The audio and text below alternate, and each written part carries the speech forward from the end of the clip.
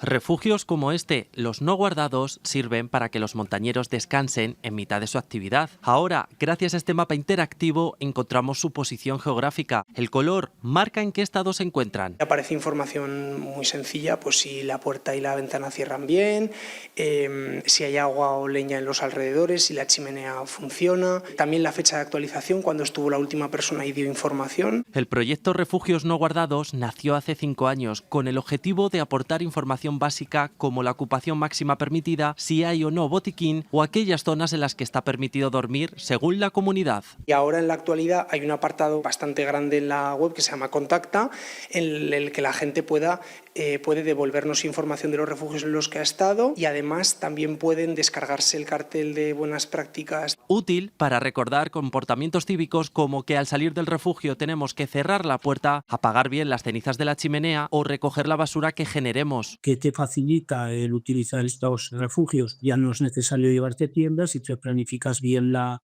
actividad y te evita, por un lado, llevar peso y por otro lado, darte un refugio, digamos, más seguro que un vivac al aire libre. Siendo de todos y para todos y con un buen uso común que permita a los próximos disfrutarlas igual que nosotros.